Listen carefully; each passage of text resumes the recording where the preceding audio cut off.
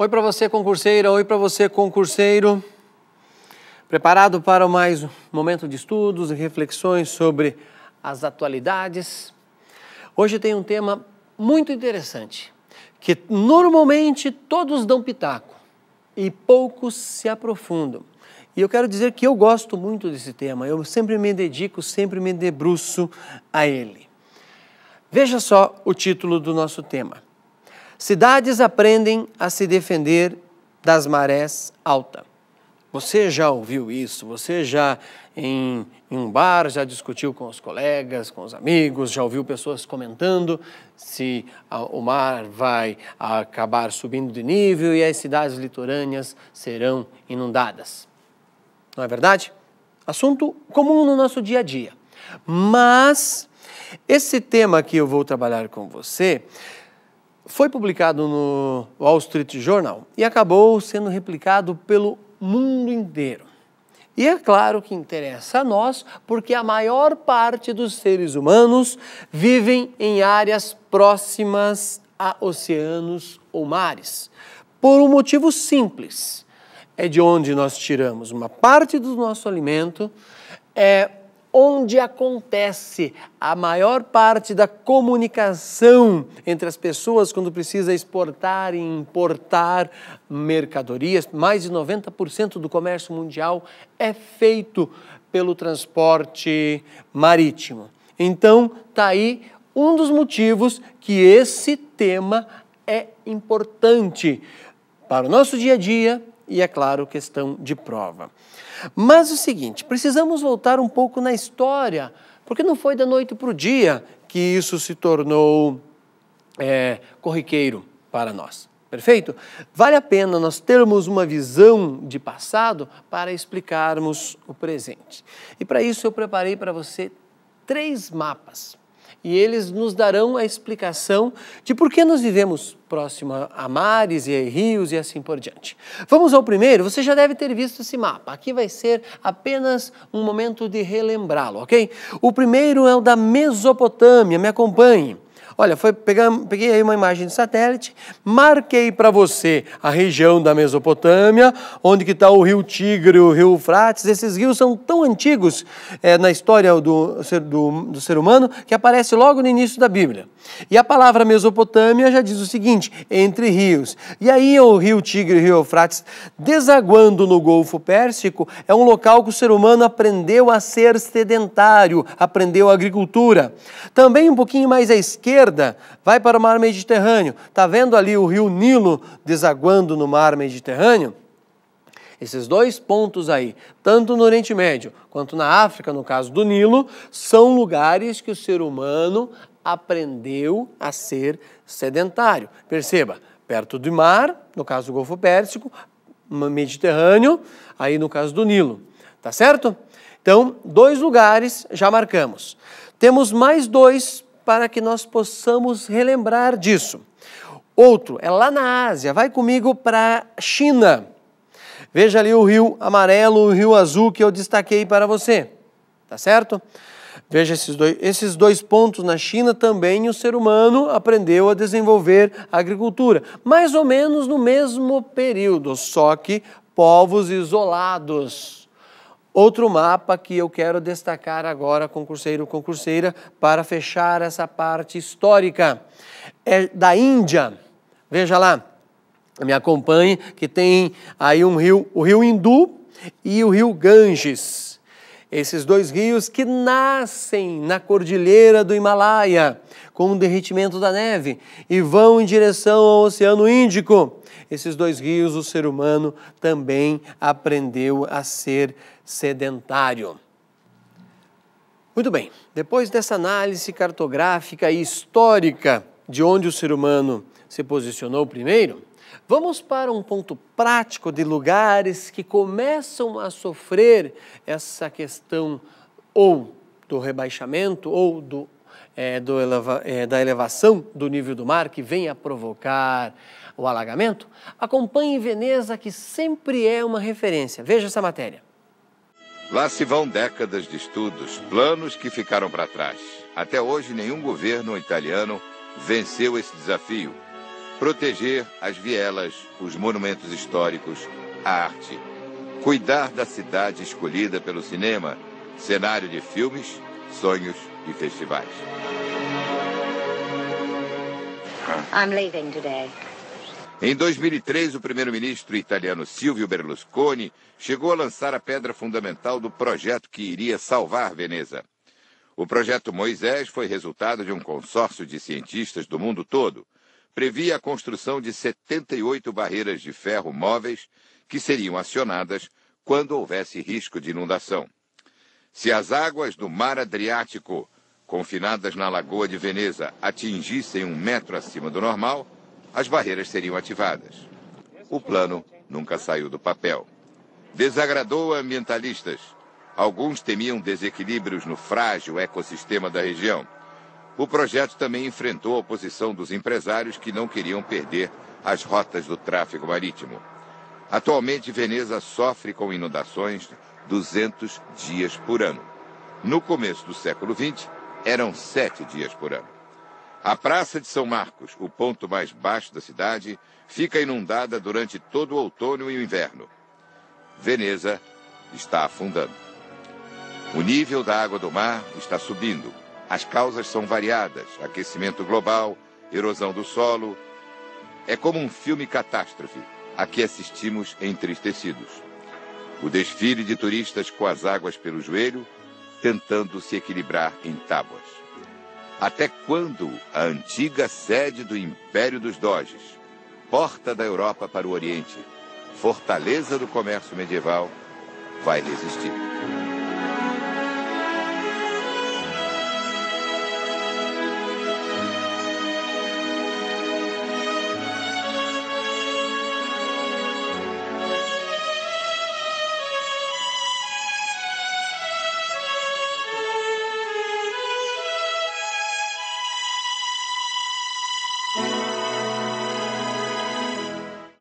Concurseira, concurseiro, esse vídeo que você acabou de ver é muito interessante porque para o turista que vai até a Veneza e acaba enfrentando essa situação, acaba sendo um divertimento. Mas as pessoas que ali vivem têm a sua rotina modificada. As pessoas precisam trabalhar, ir à escola, ir ao supermercado, até o gondoleiro, que há pouco tempo atrás passava em pé, remando a sua gôndola, agora, em alguns casos, precisa se curvar para que passe entre as pontes, que são milhares que existem na cidade de Veneza. A engenharia, concurseiro, concurseira, vem numa tremenda disputa com a natureza para enfrentar esses problemas. Inúmeras são as soluções que são cogitadas hoje para que este fato seja superado, se realmente o nível do mar vier a se elevar. Podem ser construídas barragens para evitar que a maré ultrapasse um determinado ponto, edifícios que consigam flutuar. E esse problema não é só de Veneza. Nós podemos pensar aí no Japão, na própria Holanda, que tem uma boa parte do país abaixo do nível do mar, tanto é que você encontra corriqueiramente visto nos mapas o quê? Países baixos, e não o termo Holanda simplesmente. E uma das soluções que já se cogita e até já se põe em prática para ver a sua viabilidade é a que eu quero que você acompanhe agora nessa matéria. Veja lá.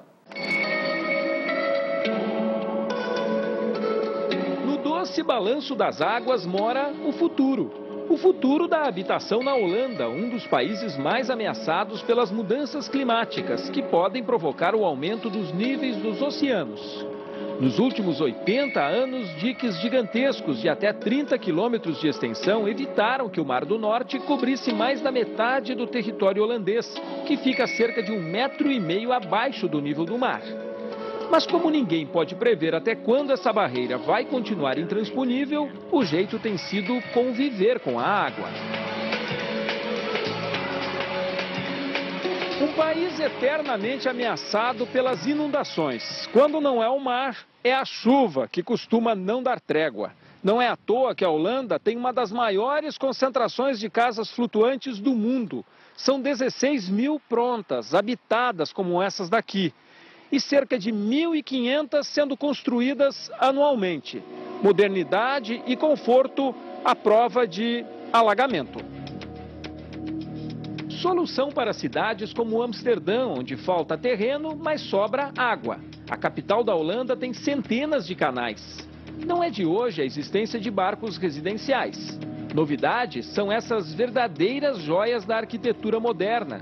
Bairros inteiros agora flutuam. Este aqui fica num braço de mar. Tem casa até com jardim. As mais baratas são construídas sobre um casco de aço ou boias de alumínio. Para evitar o balanço excessivo, são ancoradas na margem ou presas a estacas. Assim, sobem e descem com a oscilação da água. Os novos modelos dispensam apoios. Assim como um navio ou qualquer outra grande embarcação que tem parte do casco embaixo d'água, a maioria das casas flutuantes construídas aqui na Holanda adota o mesmo princípio. O resultado é uma espécie de porão subaquático.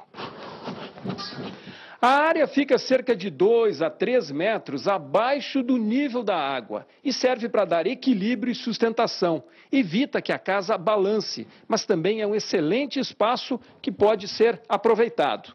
Neste caso, aqui foi feito um escritório, ao lado um quarto de visita e também tem um banheiro.